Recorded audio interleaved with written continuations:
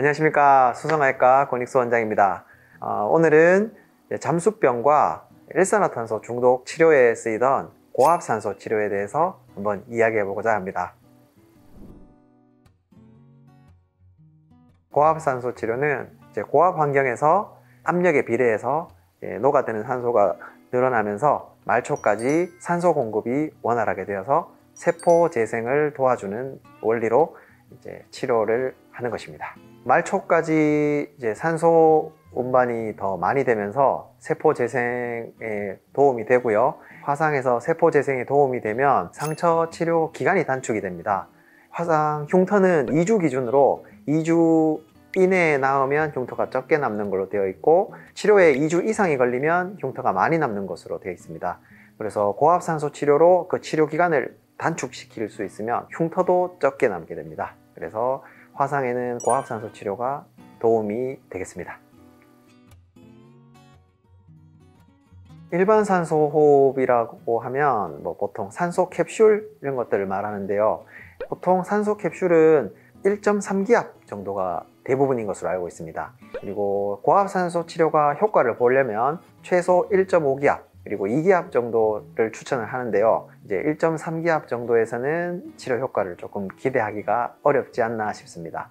그리고 산소 캡슐에서는 본인이 내쉬는 이산화탄소를 다시 흡입을 하게 되는데요. 이제 이산화탄소를 다시 흡입을 하게 되면 이산화탄소 유발 졸음이 있을 수 있고 순도의 산소를 호흡을 하지를 못하게 됩니다. 그래서 산소 캡슐은 효과가 좀 떨어지는 것으로 되어 있고, 이제 순수한 고압산소 치료는 마스크를 통해서 순도의 산소를 흡입하는 것인데요. 그렇게 되면 이제 본인이 내쉬는 이산화탄소는 나가게 되고 순수한 산소만 흡입을 하게 돼서 마스크를 통한 고압산소 치료가 더 효과가 확실합니다. 폐쇄공포증이 있는 분들은 고압산소 챔버에 들어가기 힘든 경우가 많습니다. 이거는 1인용 챔버, 좌식 1인용 챔버고 앉아서 혼자서 치료할 수 있는 챔버입니다.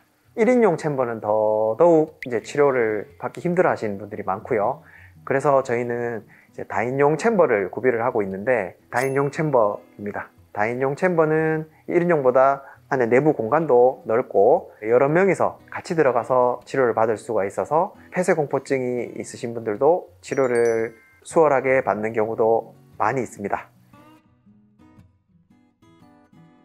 치료 시간은 프로토콜 정하기 나름이고요. 수십 분부터 수시간까지 프로토콜을 짤 수가 있습니다.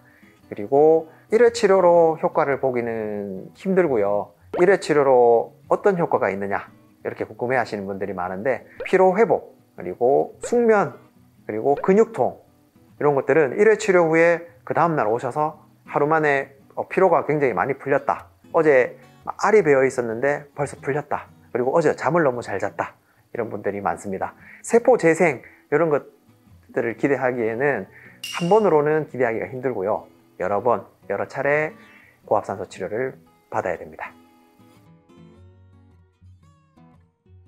당뇨발에 고압산소 치료가 효과가 있습니다. 심각한 당뇨발, 3단계 당뇨발에 국가에서 고압산소 치료 급여 인정을 해주는데요. 당뇨발이 심하신 분들은 세포 재생이 안 되는데 고압산소 치료로 인해서 말초까지 산소 공급이 원활하게 돼서 세포 재생을 도와줘서 당뇨발 치유에 도움을 많이 받고 있습니다.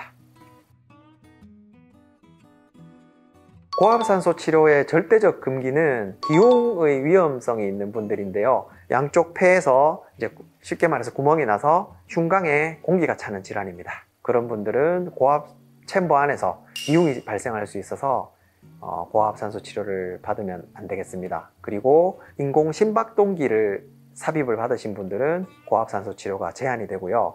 녹내장이 있으신 분들, 그리고 안구 수술을 한 지 1년이 되지 않으신 분들, 그런 분들은 고압산소 치료를 받으시려면 안과 진료를 먼저 받고 노출이 되는 것이 문제없다, 이렇게 안과 전문의의 소견이 있을 때 고압산소 치료가 가능하겠습니다.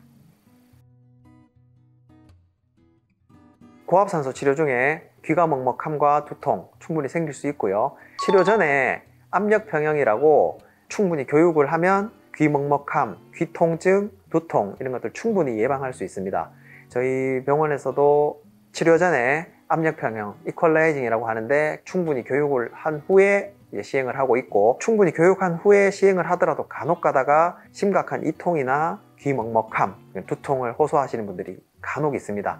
이통이 생기는 이유는 고막을 잡고 있는 근육이 당겨서 근육 통증인데요, 한번 당겼던 근육 통증은 금방 호전되지가 않습니다. 그래서 고압산소 치료 시 귀 통증이 생기신 분들은 고압산소 치료를 진행하기가 힘든 경우가 많습니다. 고막에 심각한 문제가 생길 수 있기 때문에 고압산소 치료는 받지 않고 일단은 귀 통증이 없어질 때까지 기다렸다가 이제 이비인후과 진료도 보고, 그 이후에 고압산소가 꼭 필요하다면 압력평형 교육을 다시 한번 한 후에 낮은 압력으로 시도해 볼 수 있겠습니다.